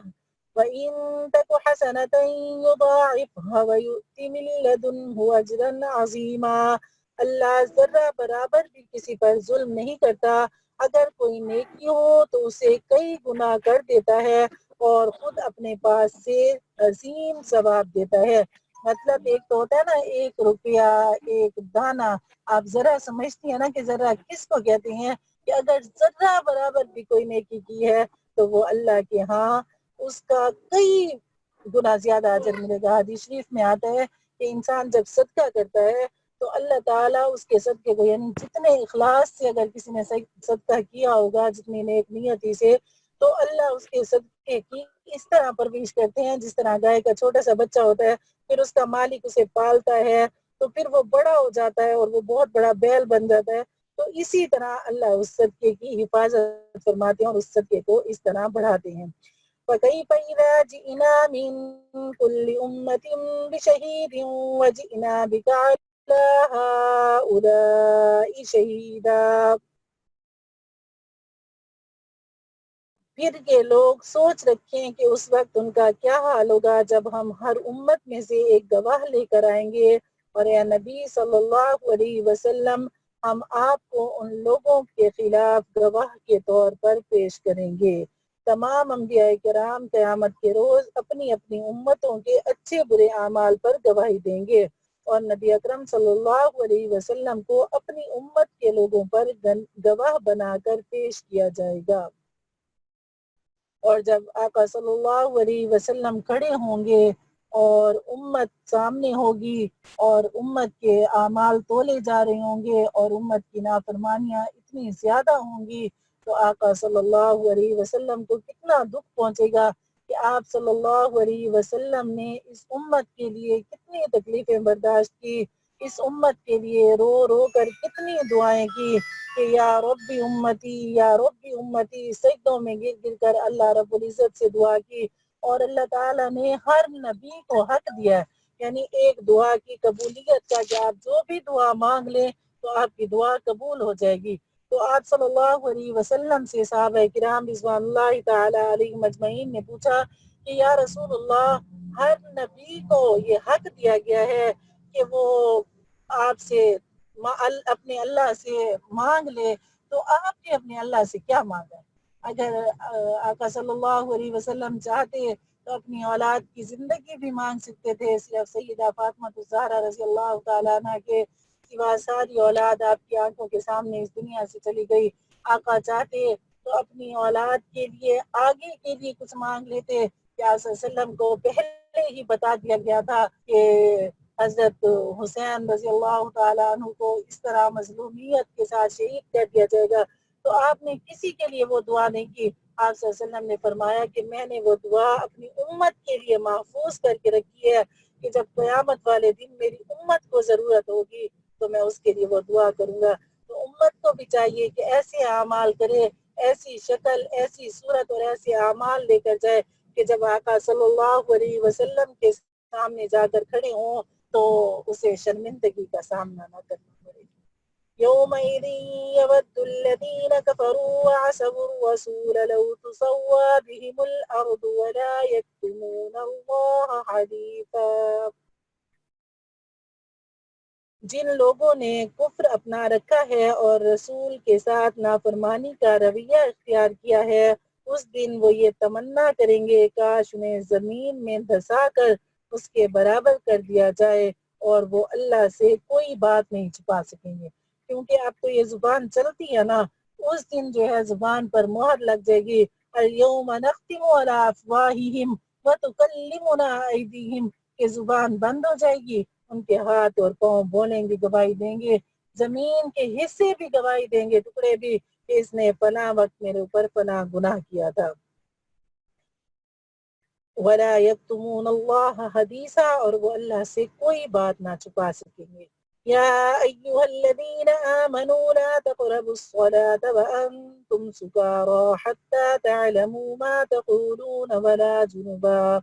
الا عابري سبیل حتى تغتسلوا۔ اے ایمان والو، جب تم نشے کی حالت میں ہو تو اس وقت تک نماز کے قریب بھی نہ جانا جب تک تم جو کچھ کہہ رہے ہو اسے سمجھنے نہ لگو، اور جنابت کی حالت میں بھی جب تک غسل نہ کر لو نماز جائز نہیں ہے۔ یہ اس وقت کی بات ہے جب شراب کی حرمت کا حکم نہیں آیا تھا، لیکن اس آیت کے ذریعے یہ اشارہ دے دیا گیا تھا کہ وہ کوئی اچھی چیز نہیں ہے، کیونکہ اس کو پینے کی حالت میں نماز پڑھنے سے روکا گیا ہے، لہٰذا کسی وقت اس کو بالکل حرام بھی کیا جا سکتا ہے۔ اور جنابت کی حالت میں بھی جب تک غسل نہ کر لو نماز جائز نہیں ہے۔ وَإِن كُنتُم مَّرْضَىٰ أَوْ عَلَىٰ سَفَرٍ أَوْ جَاءَ أَحَدٌ مِّنكُم من الغائط أو لامستم النساء فلم تجدوا ماء فتيمموا صعيدا طيبا فامسحوا بوجوهكم وأيديكم إن الله كان عفوا غفورا۔ اور اگر تم مریض ہو یا سفر پر ہو یا کوئی یعنی قضائے حاجت سے آئے یا تم نے عورتوں کو چھوا ہو، مطلب عورتوں سے صحبت کی ہو، عورتوں سے تعلق قائم کیا ہو، اور فلم تجدوا ماء، اور تم یعنی مسافر ہو اور پانی نہ ملے، اور یعنی اور بیماری ہو اور یہ ساری جتنی بھی حالتیں بتائی ہیں تو پھر تم تیمم کر کے نماز پڑھ سکتے ہو. یعنی مٹی سے تیمم کر لو اور اپنے چہروں اور ہاتھوں کو اس مٹی سے مسح کر لو، بے شک اللہ بڑا معاف کرنے والا بخشنے والا ہے. تیمم کا طریقہ آپ سب کو معلوم ہوگا کہ تیمم کی 2 ضربیں ہیں کہ مٹی کے اوپر اس طرح ہاتھ ماریں گے دونوں اور پھر دونوں ہاتھوں کو آپس میں ملا کر جھاڑ دیں گے ان کو، تاکہ جو اوپر مٹی لگی ہے وہ جھڑ جائے، اور اس کے بعد اس کو اپنے چہرے کے اوپر پھیر لیں گے. پھر دوسری ضرب لگائیں گے، اس طرح مٹی کے اوپر ہاتھ ماریں گے اور ہاتھ مارنے کے بعد پھر اسے جھاڑ کر اچھی طرح اپنے ہاتھوں سے کھینچ کر کوہنیوں سمیت یعنی اوپر نیچے سارا کر لیں گے. اور یہ دونوں صورتوں میں یعنی غسل واجب ہو تب بھی ایسا کرنا ہے، وضو واجب ہو تب بھی ایسا کرنا ہے. جب ابھی یہ کھل کر مسئلہ واضح نہیں ہوا تھا تو بعض صحابہ کرام رضوان اللہ تعالیٰ علیہم اجمعین کو معلوم نہیں تھا، تو جب انہیں یعنی جنابت کی حالت تھی تو انہوں نے اپنے پورے جسم کو مٹی لگا لی، یعنی زمین پر لوٹے لگا لی. تو جب آپ صلی اللہ علیہ وسلم کو بتایا تو آپ صلی اللہ علیہ وسلم نے فرمایا کہ اگر 10 سال تک بھی اگر پانی نہیں ملتا تو پھر یہی پاکی کی صورت ہے کہ اسی طرح سے تیمم کیا جائے گا. أَلَمْ تَرَ إِلَى الَّذِينَ أُوتُوا نَصِيبًا مِنَ الْكِتَابِ يَشْتَرُونَ الضَّلَالَةَ وَيُرِيدُونَ أَن تَضِلُّوا السَّبِيلَ. جن لوگوں کو کتاب یعنی تورات کے علم میں سے ایک حصہ دیا گیا تھا، کیا تم نے ان کو نہیں دیکھا کہ وہ کس طرح گمراہی مول لے رہے ہیں اور چاہتے ہیں کہ تم بھی راستے سے بھٹک جاؤ. یعنی انہوں نے یہودیوں نے ہر طرح کی کوششیں کی کہ کسی طرح مسلمانوں کو بھٹکا دیں. واللہ اعلم بأعدائکم وکفى باللہ ولیا وکفى باللہ نصیرا. اور اللہ تمہارے دشمنوں کو خوب جانتا ہے اور رکھوالا بننے کے لیے بھی اللہ کافی ہے اور مددگار بننے کے لیے بھی اللہ کافی ہے. من الذين هادوا يحرفون الكلم عن مواضعه ويقولون سمعنا وعصينا واسمع غير مسمع وراعنا ليا بألسنتهم وطعنا في الدين ولو أنهم قالوا سمعنا وأطعنا واسمع وانظرنا لكان خيرا لهم وأقوم ولكن لعنهم الله بكفرهم فلا يؤمنون إلا قليلا. یہودیوں میں سے کچھ وہ ہیں جو تورات کے الفاظ کو ان کے موقع محل سے ہٹا ڈالتے ہیں اور اپنی زبانوں کو توڑ موڑ کر اور دین میں تانا زنی کرتے ہوئے کہتے ہیں سمعنا وعصینا کہ ہم نے سنا اور ہم نے نافرمانی کی، اور واسمع غیر مسمعن اور رائنا یعنی کہتے ہیں کہ آپ سنو اور خدا کرے کہ آپ نہ سن سکیں، اور رائنا کے ساتھ موڑتے ہیں. رائنا کا مطلب بھی یہی تھا کہ آپ ہمیں دیکھیے ہماری رعایت کیجیے، لیکن وہ اس کو چبا کر زور دے کر کہتے تھے رائنا مطلب آپ ہمارے چروائے ہیں یا آپ کی یعنی اس طرح یعنی غلط زبان کو موڑ کر وہ اس طرح بولتے تھے. حالانکہ اگر وہ یہ کہتے کہ سمعنا واطعنا واسمع وانظرنا تو ان کے لیے بہتر اور سیدھا راستہ ہوتا، یعنی ان کے لیے اچھی بات ہوتی کہ وہ ایسا کر لیتے، لیکن انہوں نے ایسا نہیں کیا. اس آیت میں بعض یہودیوں کی شرارتوں کا ذکر کیا گیا ہے. ایک شرارت یہ ہے کہ وہ تورات کے الفاظ کو اپنے موقع محل سے ہٹا کر اس میں لفظی یا معنوی تحریف کا ارتکاب کرتے ہیں، یعنی بعض اوقات اس کے الفاظ ہی کو کسی اور لفظ سے بدل دیتے ہیں اور بعض اوقات اس لفظ کو غلط معنی پہنا کر اس کی منمانی تفسیر کرتے ہیں. اور دوسری شرارت یہ ہے کہ جب نبی اکرم صلی اللہ علیہ وسلم کے پاس آتے ہیں تو ایسے مبہم اور منافقانہ الفاظ استعمال کرتے ہیں جن کا ظاہری مفہوم برا نہیں ہوتا، لیکن وہ اندرونی طور پر ان الفاظ سے وہ برے معنی مراد لیتے ہیں جو ان الفاظ میں چھپے ہوتے ہیں. قرآن کریم نے اس کی 3 مثالیں اس آیت میں ذکر کی ہیں. ایک یہ کہ وہ کہتے ہیں کہ سمعنا وعصینا، جس کے معنی یہ ہے کہ ہم نے آپ کی بات سن لی اور نافرمانی کی، اور ان الفاظ کا مطلب یہ ظاہر کرتے ہیں کہ ہم نے آپ کی بات سن لی اور آپ کے مخالفین کی نافرمانی کی، لیکن اندر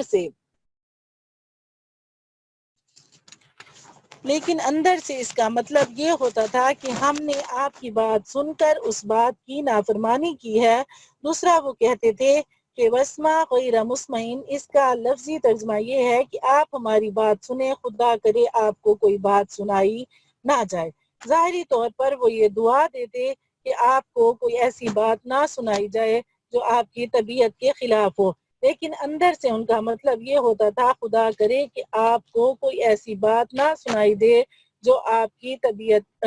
جو آپ کو خوش کرے، یعنی اندر سے ان کا مطلب یہ ہوتا تھا۔ تیسرا، وہ ایک لفظ رائنا استعمال کرتے تھے جس کا معنی عربی زبان میں تو یہ ہے کہ ہمارا خیال رکھیے، لیکن عبرانی زبان میں یہ ایک گالی کا لفظ تھا جو اندرونی طور پر وہ مراد لیتے تھے۔ نعوذ باللہ، یعنی یہ ان کی شرارتیں تھیں، تو ان شرارتوں کو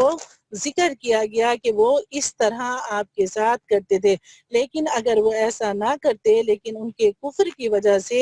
اللہ نے ان پر پھٹکار ڈال دی ہے، اللہ نے انہیں لعنت میں گرفتار کر دیا ہے، اس لیے تھوڑے سے لوگوں کے سوا وہ ایمان نہیں لاتے، یعنی وہ کفر میں بہت پکے ہیں۔ یا ایھا الذین اوتوا الکتاب آمنوا بما نزلنا مصدقا لما معکم من قبل ان نطمس وجوها فنردها على ادبارها او نلعنهم كما لعنا اصحاب السبت وَكَانَ أَمْرُ اللَّهِ مَفْعُولًا۔ اے اہل کتاب، جو قرآن ہم نے اب نازل کیا ہے، جو تمہارے پاس پہلے سے موجود کتاب کی تصدیق کرتا ہے، اس پر ایمان لے آؤ، پہلے اس کے کہ ہم کچھ چہروں کو مٹا کر انہیں گدی جیسا، گدی کہتے ہیں پیچھے گردن کا جو پچھلا حصہ ہوتا ہے جس کے اوپر بال ہوتے ہیں، یا ان پر ایسی لعنت ڈال دیں جیسی لعنت ہم نے ہفتے والوں پر ڈالی تھی، اور اللہ کا حکم ہمیشہ پورا ہو کر رہتا ہے۔ یعنی سبت، یہ جو ان کو اصحاب السبت کہا گیا ہے، اس کی وجہ یہی ہے کہ سبت کس کو کہتے ہیں؟ ہفتے کے دن کو کہتے ہیں۔ تو رات میں بنی اسرائیل کو اس دن روزگار کا کام کرنے سے منع کیا گیا تھا، لیکن ایک بستی کے لوگوں نے اس حکم کی نافرمانی کی، جس کے نتیجے میں ان پر عذاب آیا اور ان کو مسخ کر دیا گیا۔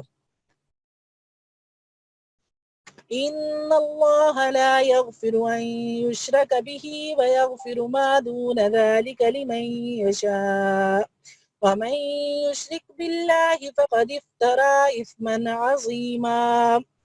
بے شک اللہ اس بات کو معاف نہیں کرتا کہ اس کے ساتھ کسی کو شریک ٹھہرایا جائے، اور اس سے کم تر ہر بات کو جس کے لیے چاہتا ہے معاف کر دیتا ہے، اور جو شخص اللہ کے ساتھ کسی کو شریک ٹھہراتا ہے وہ ایسا بہتان باندھتا ہے جو بڑا زبردست گناہ ہے۔ یعنی شرک سے کم کسی گناہ کو اللہ تعالیٰ جب چاہے توبہ کے بغیر بھی محض اپنے فضل سے معاف کر سکتا ہے، لیکن شرک کی معافی اس کے بغیر ممکن نہیں کہ مشرک اپنے شرک سے سچی توبہ کر کے موت سے پہلے پہلے اسلام قبول کرے، توحید پر ایمان لے آئے۔ أَلَمْ تَرَ إِلَى الَّذِينَ يُزَكُّونَ أَنفُسَهُمْ وَلِلَّهُ يُزَكِّي مَن يَشَاءُ وَلَا يُظْلَمُونَ فَتِيلًا۔ کیا تم نے ان لوگوں کو نہیں دیکھا جو اپنے آپ کو بڑا پاکیزہ بتاتے ہیں، حالانکہ پاکیزگی تو اللہ جس کو چاہتا ہے عطا کرتا ہے، اور اس عطا میں ان پر ایک دھاگے کے برابر بھی ظلم نہیں کرتا۔ یعنی پاکیزگی اور تقدس اللہ تعالیٰ انہی کو عطا فرماتا ہے جو اپنے اختیاری اعمال سے ایسا چاہتے ہیں۔ جن کو پاکیزگی اور تقدس نہیں ملتا، وہ ایسے لوگ ہوتے ہیں جو اپنے اختیاری اعمال کے ذریعے خود نااہل بن جاتے ہیں، لہٰذا اگر اللہ انہیں تقدس عطا نہیں فرماتا تو اس میں ان پر کوئی ظلم نہیں ہے، کیونکہ انہوں نے خود اپنے اختیار سے اپنے آپ کو نااہل بنا دیا ہے۔ انظر کیف یفترون علی اللہ الکذب وکفی بہ اثما مبینا۔ آپ دیکھیے یہ لوگ اللہ پر کیسے کیسے جھوٹے بہتان باندھتے ہیں، اور کھلا گناہ ہونے کے لیے یہی بات کافی ہے۔ ألم تر إلى الذين أوتوا نصيبا من الكتاب يؤمنون بالجبت والطاغوت ويقولون للذين كفروا هؤلاء أهدى من الذين آمنوا سبيلا. جن لوگوں کو کتاب یعنی تورات کا علم میں سے ایک حصہ دیا گیا تھا، کیا تم نے ان کو نہیں دیکھا کہ وہ کس طرح بتوں اور شیطان کی تصدیق کر رہے ہیں اور کافروں یعنی بت پرستوں کے بارے میں کہتے ہیں کہ یہ مومنوں سے زیادہ سیدھے راستے پر ہیں۔ یہ مدینہ منورہ میں آباد بعض یہودیوں کا تذکرہ ہے۔ نبی اکرم صلی اللہ علیہ وسلم نے ان سب کے ساتھ یہ معاہدہ کیا ہوا تھا کہ وہ اور مسلمان آپس میں امن کے ساتھ رہیں گے اور ایک دوسرے کے خلاف کسی بیرونی دشمن کی مدد بھی نہیں کریں گے، لیکن انہوں نے اس معاہدے کی بار بار خلاف ورزی کی اور مسلمانوں کے دشمن کفار مکہ کی حمایت اور در پردہ مدد کا سلسلہ جاری رکھا۔ ان کا ایک بڑا سردار کعب بن اشرف تھا۔ جنگ احد کے بعد وہ ایک اور یہودی سردار حیی بن اخطب کے ساتھ مکہ مکرمہ کے کافروں کے پاس گیا اور انہیں مسلمانوں کے خلاف تعاون کی پیشکش کی۔ کفار مکہ کے سردار ابو سفیان نے کہا کہ اگر تم واقعی اپنی پیشکش میں سچے ہو تو ہمارے دو بتوں کے سامنے سجدہ کرو۔ چنانچہ کعب بن اشرف نے ابو سفیان کا یہ مطالبہ بھی مان لیا۔ پھر ابو سفیان نے کعب سے پوچھا کہ ہمارا مذہب اچھا ہے یا مسلمانوں کا؟ تو اس نے یہاں تک کہہ دیا کہ تمہارا مذہب مسلمانوں کے مذہب سے زیادہ بہتر ہے۔ حالانکہ وہ جانتا تھا کہ مکہ کے یہ لوگ بت پرست ہیں اور کسی آسمانی کتاب پر ایمان نہیں رکھتے، لہٰذا ان کے مذہب کو بہتر قرار دینے کا مطلب بت پرستی کی تصدیق کرنا تھا۔ اس آیت میں اس واقعے کی طرف اشارہ ہے۔ أولئك الذين لعنهم الله ومن يلعن الله فلن تجد له نصيرا۔ یہ وہ لوگ ہیں جن پر اللہ نے لعنت ڈال رکھی ہے اور جس پر اللہ لعنت کر دے اس کے لیے تم کوئی مددگار نہیں پاؤ گے۔ ام لهم نصیب من الملک فإذا لا يؤتون الناس نقیرا۔ تو کیا ان کو کائنات کی بادشاہی کا کچھ حصہ ملا ہے؟ اگر ایسا ہوتا تو یہ لوگوں کو گٹھلی کے شگاف کے برابر بھی کچھ نہ دیتے۔ آپ نے دیکھا ہے کہ کھجور کی گٹھلی کے اندر جو شگاف ہوتا ہے یعنی وہ نشان جو بنا ہوا ہے، اللہ فرماتے ہیں کہ اگر انہیں دنیا کی بادشاہت میں سے مل جاتا تو یہ لوگوں کو اتنا بھی نہ دیتے۔ اتنے یہ کنجوس اور اتنے یہ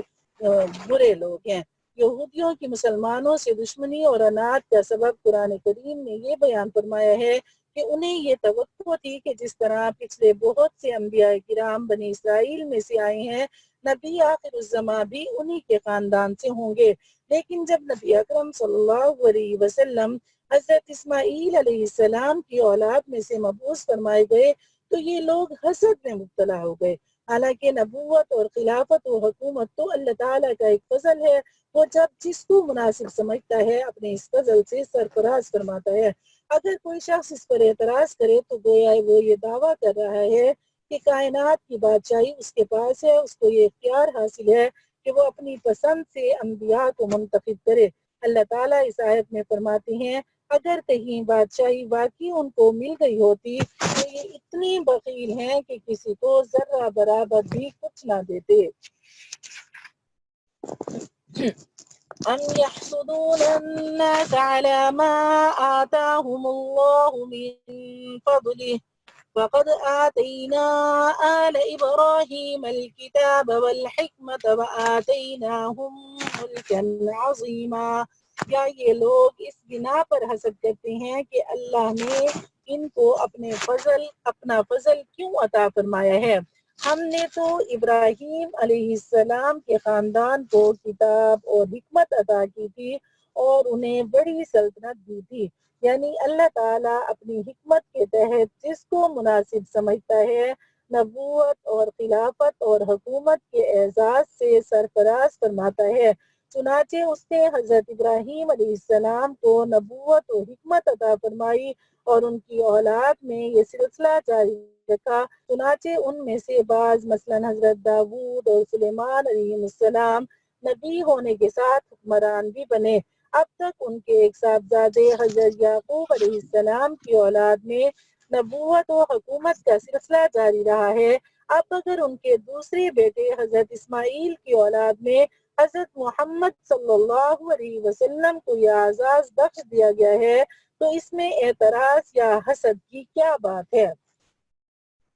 وَمِنْهُمْ مَنْ آمَنَ بِهِ وَمِنْهُمْ مَنْ صَدَّ عَنْهُ وَكَفَى بِجَهَنَّمَ سَعِيرًا۔ چنانچہ ان میں سے کچھ ان پر ایمان لائے اور کچھ نے ان سے منہ موڑ لیا، اور جہنم ایک بھڑکتی آگ کی شکل میں ان کافروں کی خبر لینے کے لیے کافی ہے۔ إِنَّ الَّذِينَ كَفَرُوا بِآيَاتِنَا سَوْفَ نُصْلِيهِمْ نَارًا كُلَّمَا نَضِجَتْ جُلُودُهُمْ بَدَّلْنَاهُمْ جُلُودًا غَيْرَهَا لِيَذُوقُوا الْعَذَابَ إِنَّ اللَّهَ كَانَ عَزِيزًا حَكِيمًا۔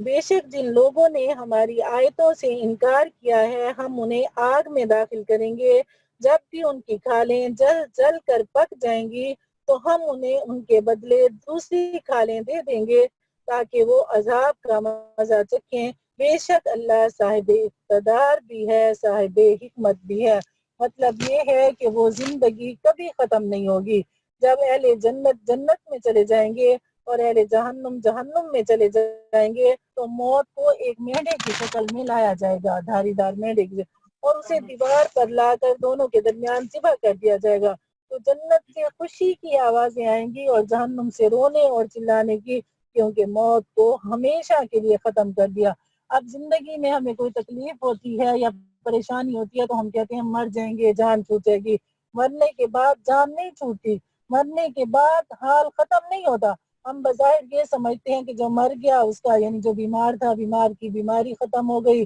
تنگ دست کی تنگ دستی ختم ہو گئی، اور جس پر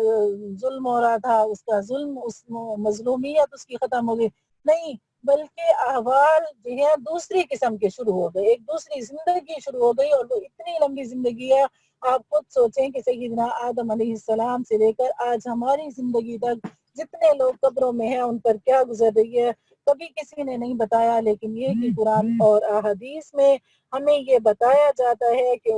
اس میں قبر کے اندر یعنی احوال ہے کہ جو بندہ اس دنیا میں جو اللہ نے اسے پیریڈ دیا ہے اس میں جو تیاری کر کے جائے گا وہ تو اس میں بڑے آرام سے رہے گا، کیونکہ قبر کے اندر نہ روشنی ہے، قبر کے اندر نہ بستر ہے، قبر کے اندر کچھ بھی نہیں ہے، بے شک کوئی غریب جائے یا امیر جائے، قبر کے اندر مزے اس کے لیے ہیں جس نے اس زندگی کے ہر لمحے کو قیمتی بنایا اور کہا کہ اس کی وہ قبر کی زندگی جو ہے وہ آسان ہو جائے۔ تو پھر اگر یعنی انسان یہ چاہے کہ اپنے لیے کچھ انتظام کر کے جائے دنیا کا، مثال کے طور پر کہ ہم نے سنا ہے کہ قبر کے اندر بچھو بھی ہوں گے، قبر کے اندر سانپ بھی ہوں گے، نعوذ باللہ، تو اگر رشتہ دار قبر کے اندر ڈنڈے رکھ بھی دیں کہ بھئی انسان جو ہے اگر اس کے پاس بچھو یا وہ چیزیں آئیں کاٹیں تو وہ ان کو مار لے گا، ایسا نہیں ہوگا۔ اللہ نے دنیا کے اندر انسان کو اختیار دیا ہے،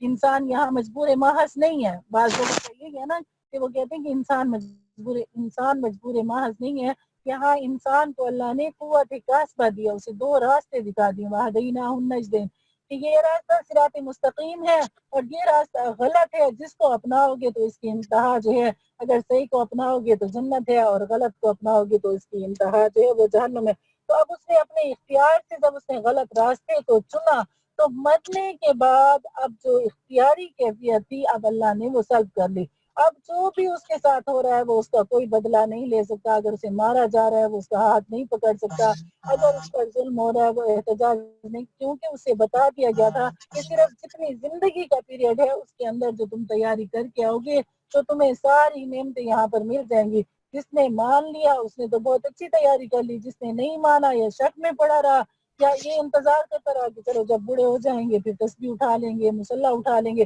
آج اگر بچوں کو سمجھائیں کہ بھئی بچیاں ہاتھ میں تسبیح اٹھانے کی عادت رکھیں، کیونکہ تسبیح جو ہے اس کو تسبیح یہ مسبحہ تسبیح کسی دیکھ کے یاد آ جاتی ہے، مذکرہ یاد کروانے والی ہے، کسی دیکھ کے بندے کو بھولی ہوئی اپنی عادت یاد ہو جاتی کہ چلو میں ذکر کر رہی تھی میں نے اب نہیں کیا، تو وہ ذکر کرنا شروع ہو جاتے ہیں۔ تو جب بچوں کو کہتے ہیں کہ آپ تسبیح اٹھا لیں تو ان کے گھروں سے شکایتیں آتی ہیں، والدین کہتے ہیں کہ کیا یہ ان کی عمر ہے ہاتھ میں تسبیح اٹھانے کی؟ تو کسی نے عمر دیکھی ہے؟ جب انسان پیدا ہوتا ہے تو اس کے آنے کی باری ہوتی ہے، لیکن جانے والوں کی تو کوئی باری نہیں ہوتی۔ جب اللہ چاہتے ہیں، جب چاہتے ہیں، جس شاخ سے چاہتے ہیں، جو پھول چاہتے ہیں اللہ اسے توڑ لیتے ہیں۔ اس لیے یہ قبر کے احوال ہیں کہ جہنم کے احوال ہیں کہ وہاں پر جب انسان کی ایک جو چمڑی ہے، کھال ہے، وہ جل جائے گی تو اللہ اسے دوسری کھال جو ہے وہ عطا کر دیں گے اور وہ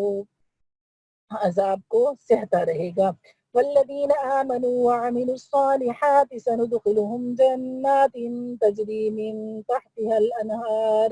خالدین فیہا ابدا لهم فیہا ازواج مطہرۃ وندخلهم ظلا ظلیلا۔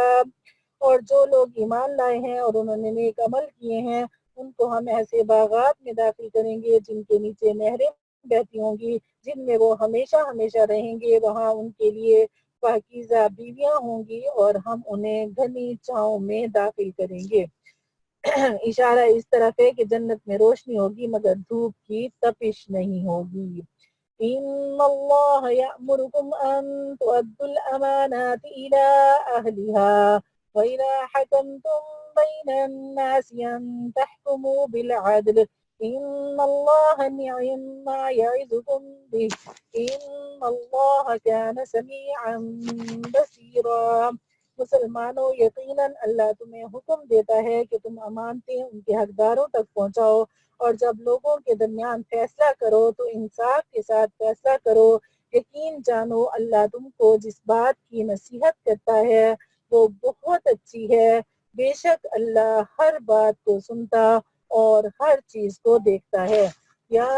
ایھا الذین آمنوا اطیعوا اللہ واطیعوا الرسول وَأُولِي الْأَمْرِ مِنْكُمْ فَإِنْ تَنَازَعْتُمْ فِي شَيْءٍ فَرُدُّوهُ إِلَى اللَّهِ وَالرَّسُولِ إِن كُنتُمْ تُؤْمِنُونَ بِاللَّهِ وَالْيَوْمِ الْآخِرِ ذَلِكَ خَيْرٌ وَأَحْسَنُ تَأْوِيلًا۔ اے ایمان والو، اللہ کی اطاعت کرو اور اس کے رسول کی بھی اطاعت کرو، اور تم میں سے جو لوگ صاحب اختیار ہوں ان کی بھی۔ پھر اگر تمہیں درمیان کسی چیز میں اختلاف ہو جائے تو اگر واقعی تم اللہ اور یوم آخرت پر ایمان رکھتے ہو تو اسے اللہ اور رسول کے حوالے کر دو، یہی طریقہ بہترین ہے اور اس کا انجام بھی سب سے بہتر ہے۔ صاحب اختیار سے مراد اکثر مفسرین کے مطابق مسلمان حکمران ہے۔ جائز امور میں ان کے احکام کی اطاعت بھی مسلمانوں کا فرض ہے، البتہ یہ اطاعت اس شرط کے ساتھ ہے کہ وہ کسی ایسی بات کا حکم نہ دیں جو شرعاً ناجائز ہو۔ أَلَمْ تَرَ إِلَى الَّذِينَ يَزْعُمُونَ أَنَّهُمْ آمَنُوا بِمَا أُنْزِلَ إِلَيْكَ وَمَا أُنْزِلَ مِنْ قَبْلِكَ يُرِيدُونَ أَنْ يَتَحَاكَمُوا إِلَى الطَّاغُوتِ وَقَدْ أُمِرُوا أَنْ يَكْفُرُوا بِهِ وَيُرِيدُ الشَّيْطَانُ أَنْ يُضِلَّهُمْ ضَلَالًا بَعِيدًا۔ اے ایمان والو، اے نبی صلی اللہ علیہ وسلم، أَلَمْ تَرَ إِلَى الَّذِينَ يَزْعُمُونَ أَنَّهُمْ آمَنُوا۔ اے نبی صلی اللہ علیہ وسلم، کیا تم نے ان لوگوں کو نہیں دیکھا جو یہ دعویٰ کرتے ہیں کہ وہ اس کلام پر بھی ایمان لے آئے ہیں جو تم پر نازل کیا گیا ہے اور اس پر بھی جو آپ سے پہلے نازل کیا گیا تھا، لیکن ان کی حالت یہ ہے کہ وہ اپنا مقدمہ فیصلے کے لیے طاغوت کے پاس لے جانا چاہتے ہیں، حالانکہ ان کو حکم یہ دیا گیا تھا کہ وہ اس کا کھل کر انکار کریں، اور شیطان چاہتا ہے کہ انہیں بھٹکا کر پرلے درجے کی گمراہی میں مبتلا کر دے۔ یہاں سے ان منافقوں کا ذکر ہو رہا ہے جو اصل میں دل سے تو یہودی تھے مگر مسلمانوں کو دکھانے کے لیے اپنے آپ کو مسلمان ظاہر کرتے تھے۔ ان کا حال یہ تھا کہ جس معاملے میں ان کو توقع ہوتی تھی کہ نبی اکرم صلی اللہ علیہ وسلم ان کے فائدے کا فیصلہ کریں گے، ان کا مقدمہ تو آپ کے پاس لے جاتے، لیکن جس مسئلے میں ان کو خیال ہوتا کہ نبی اکرم صلی اللہ علیہ وسلم کا فیصلہ ان کے خلاف ہوگا، وہ مقدمہ آپ کے بجائے کسی یہودی سردار کے پاس لے جاتے، جسے اس آیت میں طاغوت کہا گیا ہے۔ منافقین کی طرف سے ایسے کئی واقعات پیش آئے جو متعدد روایات میں منقول ہیں۔ طاغوت کے لفظی معنی ہیں نہایت سرکش، لیکن یہ لفظ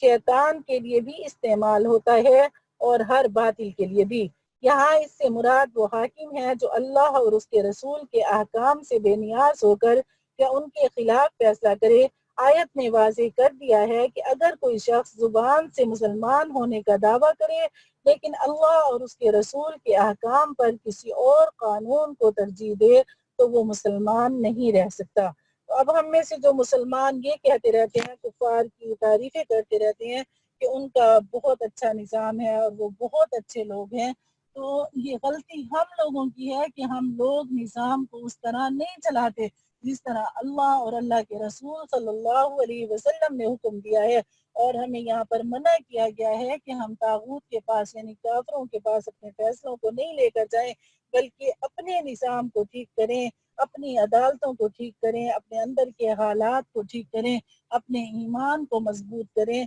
تو یہ سب کچھ ٹھیک ہو جائے گا۔ وَإِذَا قِيلَ لَهُمْ تَعَالَوْا إِلَى مَا أَنزَلَ اللَّهُ وَإِلَى الرَّسُولِ رَأَيْتَ الْمُنَافِقِينَ يَصُدُّونَ عَنكَ صُدُودًا، اور جب ان سے کہا جاتا ہے کہ آؤ اس حکم کی طرف جو اللہ نے اتارا ہے اور آؤ رسول صلی اللہ علیہ وسلم کی طرف، تو تم ان منافقوں کو دیکھو گے کہ وہ تم سے پوری طرح منہ موڑ بیٹھتے ہیں۔ فَكَيْفَ إِذَا أَصَابَتْهُم مُّصِيبَةٌ بِمَا قَدَّمَتْ أَيْدِيهِمْ ثم جاءوك يحلفون بالله إن أردنا إلا إحسانا وتوفيقا، پھر اس وقت ان کا کیا حال بنتا ہے جب خود اپنے ہاتھوں کے کرتوت کی وجہ سے ان پر کوئی مصیبت آ پڑتی ہے۔ اس وقت یہ آپ کے پاس اللہ کی قسمیں کھاتے ہوئے آتے ہیں کہ ہمارا مقصد بھلائی کرنے اور ملاپ کرا دینے کے سوا کچھ نہیں ہے۔ یعنی جب ان کا یہ معاملہ تمام لوگوں پر کھل جاتا ہے کہ یہ نبی اکرم صلی اللہ علیہ وسلم کے فیصلے کی بجائے یا اس کے خلاف کسی اور کو اپنا یعنی فیصلہ کرنے والا بنا رہے ہیں، اس کے نتیجے میں انہیں ملامت یا کسی سزا کا سامنا کرنا پڑتا ہے، تو یہ جھوٹی تعویل کرتے ہیں کہ ہم اس شخص کے پاس عدالتی فیصلہ کرانے نہیں گئے تھے بلکہ مصالحت کا کوئی راستہ نکالنا چاہتے تھے جس سے جھگڑے کے بجائے میل ملاپ کی کوئی صورت پیدا ہو جاتی۔ أولئك الذين يعلم الله ما في قلوبهم فأعرض عنهم وعظهم وقل لهم في أنفسهم قولا بليغا، یہ وہ ہیں کہ اللہ ان کے دلوں کی ساری باتیں خوب جانتا ہے، لہٰذا تم انہیں نظر انداز کرو اور انہیں نصیحت کرو اور ان سے خود ان کے بارے میں ایسی بات کہتے رہو جو دل میں اتر جانے والی ہو، یعنی قولاً بلیغا، کہ پر اثر بات ان کو کیجیے۔ وَمَا أَرْسَلْنَا مِن رَّسُولٍ إِلَّا لِيُطَاعَ بِإِذْنِ اللَّهِ وَلَوْ أَنَّهُمْ إِذ ظَّلَمُوا أَنفُسَهُمْ جَاءُوكَ فَاسْتَغْفَرُوا اللَّهَ وَاسْتَغْفَرَ لَهُمُ الرَّسُولُ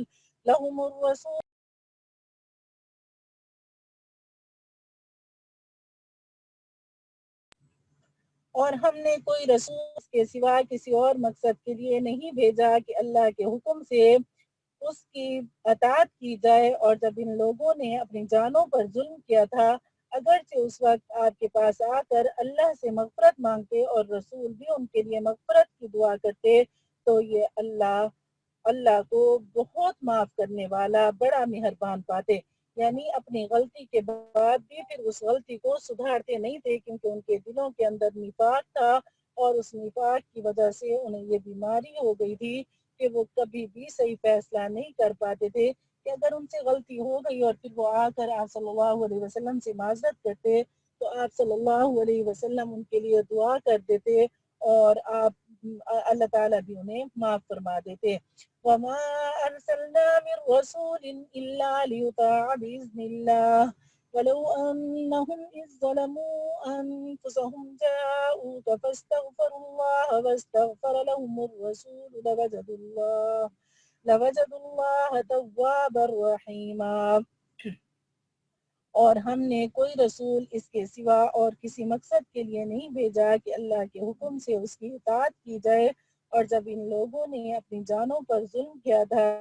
اگر یہ اس وقت تمہارے پاس آ کر اللہ سے مغفرت مانگتے اور رسول بھی ان کے لیے مغفرت کی دعا کرتے تو یہ اللہ کو بہت معاف کرنے والا بڑا مہربان پاتے۔ فَلَا وَرَبِّكَ لَا يُؤْمِنُونَ حَتَّى يُحَكِّمُوكَ فِيمَا شَجَرَ بَيْنَهُمْ ثم لا يجدوا في أنفسهم حرجا مما قضيت ويسلموا تسليما۔ نہیں اے نبی صلی اللہ علیہ وسلم، آپ کے رب کی قسم یہ لوگ اس وقت تک مومن نہیں ہو سکتے جب تک یہ اپنے باہمی جھگڑوں میں آپ کو فیصلہ کرنے والا نہ بنائے، پھر تم جو کچھ فیصلہ کرو اس کے بارے میں اپنے دلوں میں کوئی تنگی محسوس نہ کریں اور اس کے آگے مکمل طور پر سر تسلیم خم کر دیں۔ یعنی آپ صلی اللہ علیہ وسلم سے فیصلہ کروایا، اور جب آپ صلی اللہ علیہ وسلم نے فیصلہ کیا تو پھر پسند نہیں آیا تو پھر حضرت عمر بن خطاب رضی اللہ تعالیٰ عنہ کے پاس فیصلہ لے گئے۔ تو جب انہیں پتہ چلا کہ یہ پہلے حضرت صلی اللہ علیہ وسلم کے پاس گئے تو انہوں نے کہا کہ میں تمہارا فیصلہ کرتا ہوں۔ انہوں نے تلوار نکالی اور اس منافق کی گردن اڑا دی۔ وَلَوْ أَنَّا كَتَبْنَا عَلَيْهِمْ أَنِ اقْتُلُوا أَنفُسَكُمْ أَوِ اخْرُجُوا مِنْ دِيَارِكُمْ مَا فَعَلُوهُ إِلَّا قَلِيلٌ مِّنْهُمْ وَلَوْ أَنَّهُمْ فَعَلُوا مَا يُوعَظُونَ بِهِ لَكَانَ خَيْرًا لَهُمْ وَأَشَدَّ تَثْبِيتًا۔ اور اگر ہم نے ان کے لیے یہ فرض قرار دے دیتے کہ تم اپنے آپ کو قتل کرو یا اپنے گھروں سے نکل جاؤ تو ان میں سے تھوڑے سے لوگوں کے سوا کوئی اس پر عمل نہ کرتا، اور جس بات کی انہیں نصیحت کی جا رہی ہے اگر یہ لوگ اس پر عمل کر لیتے تو ان کے حق میں کہیں بہتر ہوتا اور ان میں خوب ثابت قدمی پیدا ہوتی۔ مطلب یہ ہے کہ بنی اسرائیل کو تو بڑے سخت قسم کے احکام دیے گئے تھے جن میں توبہ کے طور پر ایک دوسرے کو قتل کرنا بھی شامل تھا، جس کا سورہ بقرہ میں ذکر آیا ہے۔ اب اگر کوئی ایسا سخت حکم دیا جاتا تو ان میں سے کوئی بھی عمل نہ کرتا۔ اب تو ان سے بہت آسان حکم یہ دیا جا رہا ہے کہ نبی اکرم صلی اللہ علیہ وسلم کے احکام کو دل و جان سے تسلیم کر لو، لہٰذا عافیت کا راستہ یہی ہے کہ وہ آپ کے صحیح معنی میں فرما بردار بن جائیں۔ بعض روایات میں ہے کہ کچھ یہودیوں نے یہ یعنی شیخی بگاڑی کہ ہم تو ایسی فرما بردار قوم ہے کہ جب ہمارے آباء و اجداد کو یہ حکم ہوا کہ وہ ایک دوسرے کو قتل کریں تو انہوں نے اس جیسے سخت حکم پر عمل کرنے سے بھی دریغ نہیں کیا۔ یہ آیت ان کی اس بات کی طرف اشارہ کر رہی ہے۔ وَإِذًا لَآتَيْنَاهُم مِّن لَّدُنَّا أَجْرًا عَظِيمًا، اور اس وقت البتہ ہم انہیں عطا کرتے اپنی طرف سے بڑا اجر۔ وَلَهَدَيْنَاهُمْ صِرَاطًا مُسْتَقِيمًا، اور ہم انہیں ضرور بالضرور سیدھے راستے تک پہنچا دیتے۔ وَمَن يُطِعِ اللَّهَ وَالرَّسُولَ فَأُولَٰئِكَ مَعَ الَّذِينَ أَنْعَمَ اللَّهُ عَلَيْهِمْ، اور جو کوئی اطاعت کرے اللہ تعالیٰ کی اور رسول کی پس یہی لوگ ہیں مع الذین انعم اللہ علیہم من النبیین والصدیقین والشہداء والصالحین وحسن اولئک رفیقا، اور جو لوگ اللہ اور رسول کی اطاعت کریں تو وہ ان کے ساتھ ہوں گے جن پر اللہ نے انعام فرمایا، یعنی انبیاء، صدیقین، شہداء اور صالحین، اور وہ کتنے اچھے ساتھی ہیں۔ ذَلِكَ الْفَضْلُ مِنَ اللَّهِ، یہ فضیلت اللہ کی طرف سے ملتی ہے۔ وَكَفَى بِاللَّهِ عَلِيمًا، اور اللہ لوگوں کے حالات سے پوری طرح باخبر ہونے کے لیے کافی ہے۔ صدق اللہ العظیم واللہ اعلم بالصواب۔ دعا کر لیجیے۔ اللهم لك الحمد كما أنت أهله، فصل وسلم على سيدنا محمد كما أنت أهله، وفعل بنا ما أنت أهله فإنك أهل التقوى وأهل المغفرة۔ اللهم اهدنا فيمن هديت، وعافنا فيمن عافيت، وتولنا فيمن توليت، وبارك لنا فيما أعطيت، وقنا واصرف عنا شر ما قضيت، فإنك تقضي ولا يقضى عليك، إنه لا يذل من واليت ولا يعز من عاديت، تباركت ربنا وتعاليت برحمتك يا أرحم الراحمين۔ اللهم اجعل القرآن لنا في الدنيا قرينا، وفي القبر مونسا، وعلى الصراط نورا، وفي الجنة رفيقا، ومن النار سترا وحجابا یا رب العالمین۔ یا الہ العالمین، سب بیماروں کو شفاء کاملہ نصیب فرما دیجیے۔ ہماری بہن شائستہ کو شفاء کاملہ دائمہ عاجلہ مستمرہ نصیب فرما دیجیے۔ ربنا تقبل منا انک انت السمیع العلیم، وتب علينا إنك أنت التواب الرحيم. وصلى الله تعالى على خير خلقه محمد وآله وأصحابه وذريته أجمعين برحمتك يا مولانا الكريم، آمين يا رب العالمين.